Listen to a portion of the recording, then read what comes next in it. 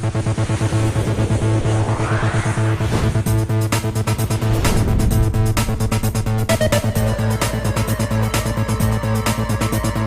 کے کرنے کے عادی ہو گئے ہو, چھوڑ چھوڑ کے اس کام کے چھوٹنے کے عادی ہو جاؤ گے آپ. سمجھ میں نہیں آ رہی میرا خیال ہے بات. یہ جو ہمارے ہاں بعض نفسیاتی ڈاکٹر, سب کی بات نہیں کر رہا, وہ کہتے ہیں غصہ جب آئے تو جاری کر دو, ٹھنڈے ہو جاؤ گے, ورنہ غصہ برداشت کرنے سے صحت کو نقصان ہوتا ہے. یہ بالکل غلط ہے, اسلام کی تعلیمات کے بالکل خلاف. وہ ڈاکٹر آپ کی وقتی کیفیت کو دیکھ رہا ہے کہ غصہ جاری کرنے سے آدمی ریلیکس ہو جاتا ہے. غصہ آ رہا تھا نا, شریعت کیا کہتی ہے, پی لو اس گھونٹ کو, لیکن اس وقت میڈیکلی تھوڑا سا نقصان ہوگا پینے سے, کیونکہ آپ نے اپنے اعصاب پہ بوجھ ڈالا. میڈیکلی اس وقت اس غصے کو نکال دو گے, ٹھنڈے ہو جاؤ گے. جیسے گھر آئے, دیکھا کھانا نہیں مل رہا تو لاتیں مارنا شروع کی, کرسی اٹھا کے بڑا وہاں پھینکی, گلاس اٹھا کے جیسے توڑتے ہیں لوگ. ایک کیس آیا میرے پاس, ایک آدمی کی بیوی نے کہا یہ گھر میں اس نے توڑ پھوڑ بہت کر دی ہے, غصہ جب بھی آتا ہے چیزیں توڑتا ہے. میں نے کہا کیوں توڑتا ہے؟ کہہ رہا بیوی پہ کو کبھی نہیں مارا میں نے, بیوی کو میں نے کبھی نہیں مارا, چیزوں پہ نکالتا ہوں غصہ. کہہ رہے تو اپنا نقصان کرو نا, تو چیزیں خرید کے لے آتا ہوں دوبارہ میں. تو میں نے اس خاتون سے کہا اتنا اچھے میاں آج کل مارکیٹ سے شارٹ ہیں, آج کل کے حساب سے برداشت کرو, اس پہ گزارا کرو. جتنا بھی غصہ آ رہا ہے بالٹیوں پہ نکال رہا ہے, گلاسوں پہ نکال رہا ہے, اتنا کنٹرول ہے اس کو. اور پھر گلاس بھی جہیز کے نہیں, وہ کہہ رہے میرے اپنے گلاس ہیں, جہیز کے توڑوں تو پھر بات ہوگی نا. تو میڈیکلی کیا ہوتا ہے, جب آپ نے غصہ نکالا, چیزیں توڑ دیں پھوڑ دیں, آپ تھوڑی دیر میں ریلیکس بھی ہوتے ہو, تھوڑی ندامت بھی ہوتی ہے یار زیادہ ہو گئی, سوری بھی کرو گے وغیرہ وغیرہ نا. یہ وقتی فائدہ ہے غصہ جاری کرنے کا. اس کا نقصان پتہ ہے کیا ہوگا؟ پھر دوبارہ غصہ آئے گا, پھر کچھ توڑو گے, پھر تیسری بار غصہ آئے گا. ایک دن آئے گا بیوی کا منہ توڑ دو گے, آپ بولا بس چیزیں بہت ٹوٹ گئی ہیں, اب تو کیوں جڑی ہوئی ہے اب تک ہے, تو کیوں جڑی ہوئی ہے, اس گھر میں ہر چیز ٹوٹی ہے تو کیوں جڑی ہوئی ہے. تو اس کو نا اپنے آپ کو ریلیکس کرنے کے لیے بار بار غصہ جاری کرنا پڑے گا, عادی ہو جائے گا. لیکن جس نے غصے کے کڑوے گھونٹ کو پی لیا, وقتی نقصان بھی ہوگا, ہو سکتا ہے بلڈ پریشر بہت ہائی ہو جائے, ہو سکتا ہے نیند اڑ جائے, ہو سکتا ہے کچھ بھی, یہ وقتی نقصان ہے. آہستہ آہستہ غصہ برداشت کرنے کی طاقت بڑھے گی, اور پھر انسان کی عادت ہے جو قوت استعمال نہیں ہوتی وہ قوت کمزور پڑنا شروع ہو جاتی.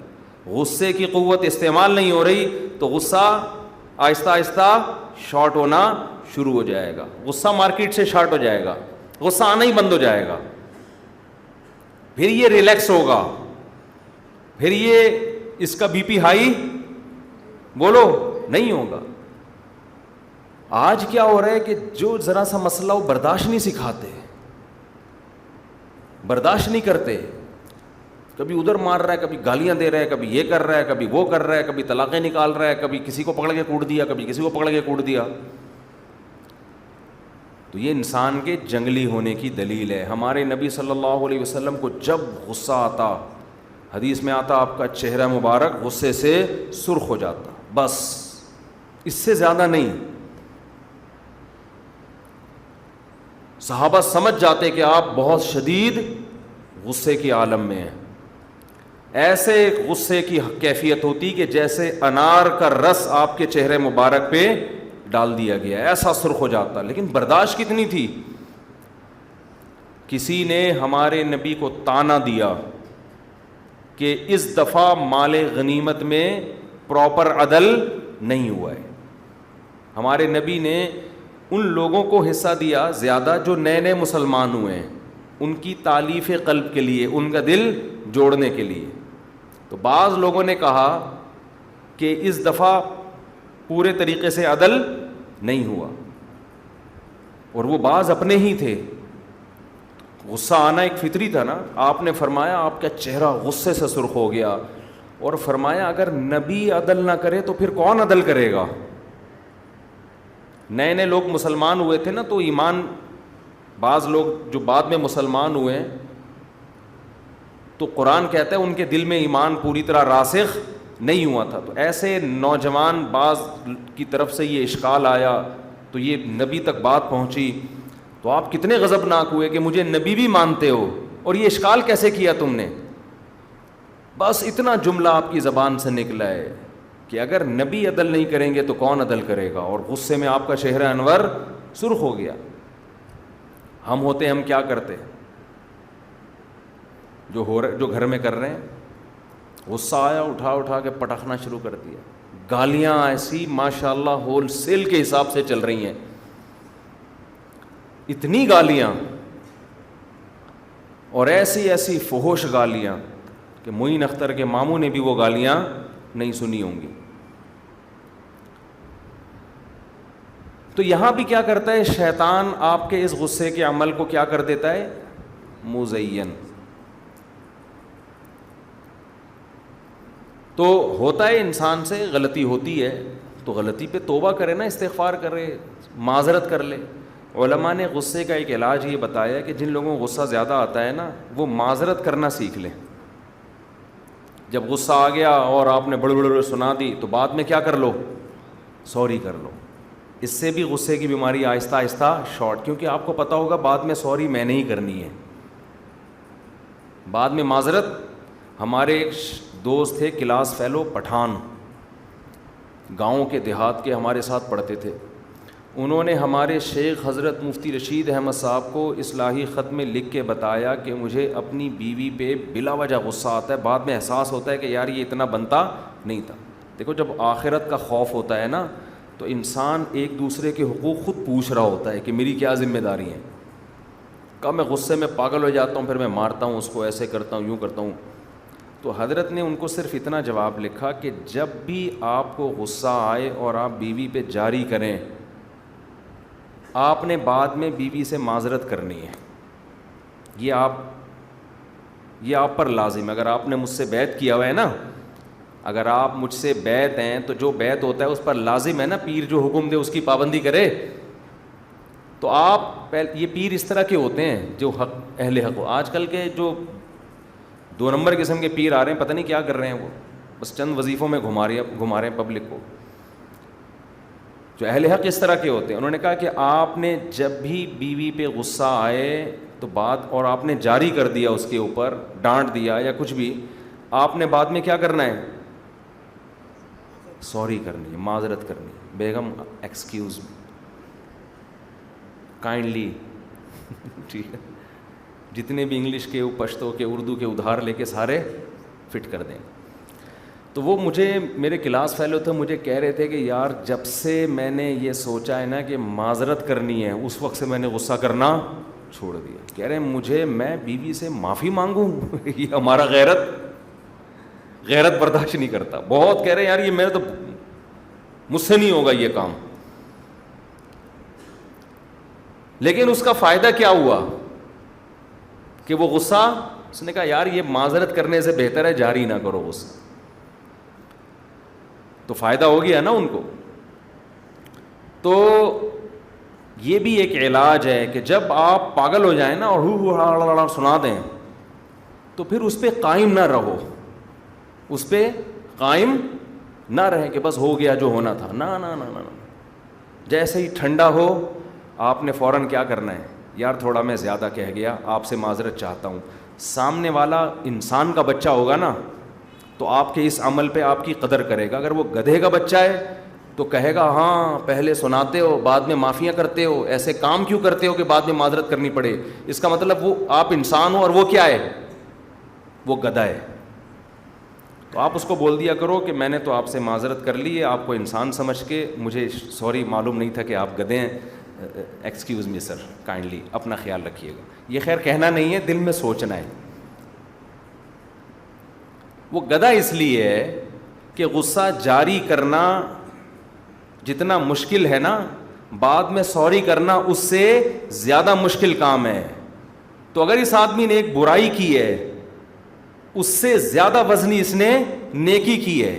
تو یہ تو انسان تو خطا کا پتلا ہے نا.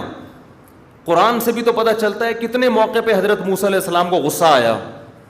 قرآن کہتا ہے فلما سکت عن موسیٰ الغضب, جب موسیٰ کا غصہ ٹھنڈا ہوا, تورات کی تختیاں واپس اٹھائیں اور اپنے بھائی کے لیے مغفرت کی دعا کی, جن کو تھوڑی دیر پہلے نا داڑھی سے پکڑ کے کھینچ رہے تھے. موسیٰ علیہ السلام کوہ طور پہ گئے ہیں نا, واپس آئے تو دیکھا کہ بنی اسرائیل بچھڑے کی عبادت کر رہے ہیں. اتنا غصہ آیا موسیٰ علیہ السلام کو, تورات کی تختیاں ایک طرف رکھیں اور اپنے بھائی جن کو نگران بنا کے گئے تھے ان کی داڑھی اور سر کے بالوں سے پکڑ کے ایسے گھسیٹا ان کو, حالانکہ وہ بھی پیغمبر ہیں, ایسے گھسیٹا ان کو کہ تم کیا کر رہے تھے جب یہ لوگ بچھڑے کی عبادت کر رہے ہیں, تمہیں نگران بنا کے گیا تھا. اب دیکھیں اصولی طور پر تو حضرت موسیٰ کو پہلے پوچھنا چاہیے تھا نا, اصولی طور پر, کہ بھئی یہ سب کچھ کیوں ہوا, آپ نے اپنی ذمہ داری پوری کی. تو ہارون علیہ السلام بتاتے کہ یہ میں نے سمجھایا, یہ قوم ماننے والی نہیں تھی. تو پھر حضرت موسیٰ غصہ ہی جاری نہیں کرتے, کیا خیال ہے؟ لیکن غیرت اور دینی حمیت, شرک اتنا بڑا جرم, یہ قوم فرعون تباہ ہو گیا ان کے سامنے, اتنے معجزے دیکھ لیے, تو اس لیے کہ بچھڑے کی عبادت کرو. تو غصہ آنا یہاں فطری تھا, نیچرل تھا.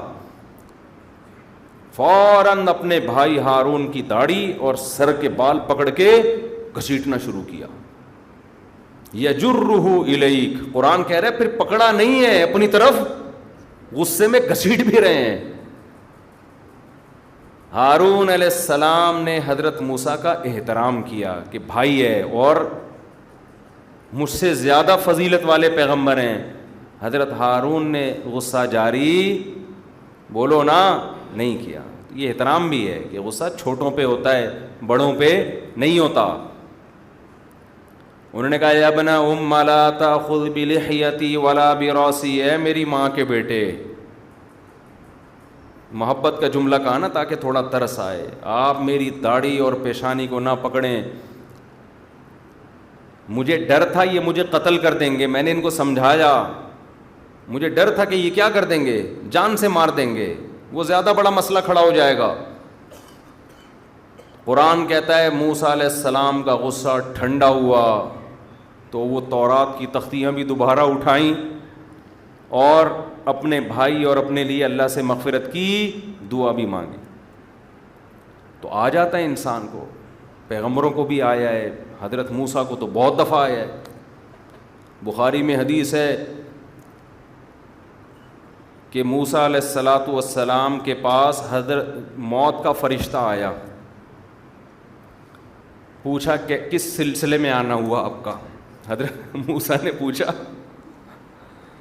آپ کا آنا کس سلسلے میں ہوا.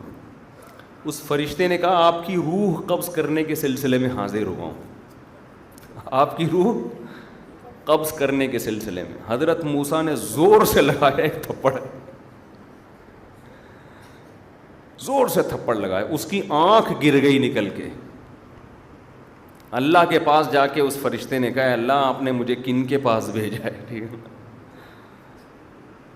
اب یہ غصہ کیوں آیا حضرت موسیٰ کو, یہ ایک لمبی تقریر ہے, یہ ایک لمبی بحث ہے. اس میں جو جلال تھا ان کی طبیعت میں.